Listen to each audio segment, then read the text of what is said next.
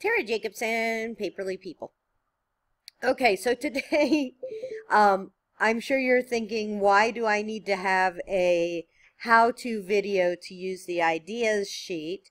Because it is just, it's just an ideas sheet. But I will tell you that I use this for so many different things, and I thought you might enjoy hearing some of the ways that I use it. So, I just use it for ideas, and one of the things that I got from Getting Things Done, the book by David Allen, is that I actually have my ideas where they belong. So if I have ideas about blog post topics for Marketing Artfully, then I have it in the tab that is Marketing Artfully. If I have ideas about blog post ideas for Paperly People, I have it in the Paperly People tab. And what he said that was so striking to me was that if you have all your blog posts together and you're working on one of your blogs, then you have to your brain has to functionally sort those and do more work than it has to. So I think that that's huge. I use it for coming up with brainstorming ideas, ridiculous ideas. I have a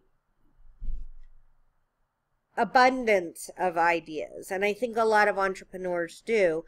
And one of the things that I have found is when I get an idea stuck in my head, if I don't do something with it and I don't want to go off on a tangent, if I'm very, very focused on what I'm doing right now and I don't want to have to get off track, that if I write it down on an ideas sheet, then I don't have to think about it anymore.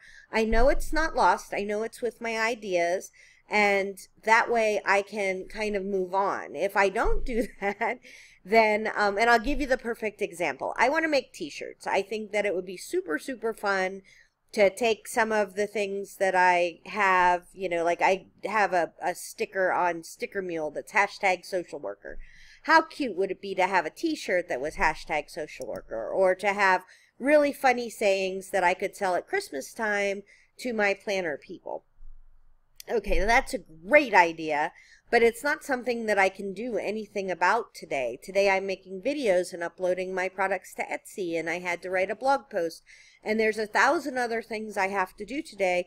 But if I had that stuck in my head, I'd be off daydreaming, thinking of, ways to market it and what would be good sayings and things like that. So what I did was I made an ideas, and then I said t-shirt sayings, and then I just started writing them, and I thought of a ton of different neat ones. And anytime one comes to mind, it's in my notebook, and I don't have to feel like I'm ever going to lose it. But that way I can keep it. Now, one last thing that's actually kind of cool. This is called bullet journaling. And I found it to be revolutionary. I don't know if you will too. But what I do is, if I've done nothing with the item, so say this is a blog post title, I've done nothing with the item, the square is blank. If I've started it and it's somewhat in process, then I color the bottom half. You could have a system where you color the top half for one thing and the bottom half for another. Or if you wanted to do it, horizontally, I do it diagonally. But if you wanted to have a system where if you did it horizontally, I guess there would be 6 different ways that you could do it. Horizontally, left and right, vertically, top and bottom, and then diagonally. If it's partially done, then I do a diagonal cross through. For that, say I'm doing a blog post, I would know that I had either gotten a picture that I'm going to do it, and I would make a note over here so I knew what part of it was done. But say I found a really cool picture, and this is what happens a lot. I'll find a picture that I want to use in a blog post, and then I'll figure out what blog post I'm going to write to go along with the picture. So for that, I would have a half a thing here and let myself know that I do have a picture, so the day that I'm doing that work, I don't go and buy another picture for it and waste time doing that. And then if it's totally done, I cross it out, cross out the entire box.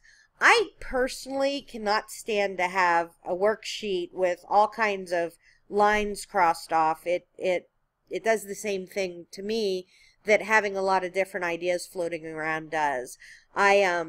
I just know that the open ones are done. Sometimes what I'll also do is if they're done and it's a working worksheet, like I'm doing something that I'm just doing on that, is I will highlight the ones that are done, knowing that the ones that aren't highlighted are still outstanding.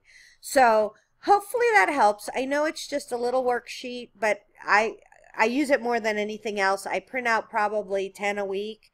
I have lots of ideas and I keep them in different areas. And the cool thing is I feel so comfortable throwing them away if I decide that I'm not going to do something, or I do have a file up there, one of those little magazine rack thingies, magazine boxes, that I have a whole bunch of idea sheets in that I'm not going to do. So hopefully that helps. Tara Jacobson, Paperly People.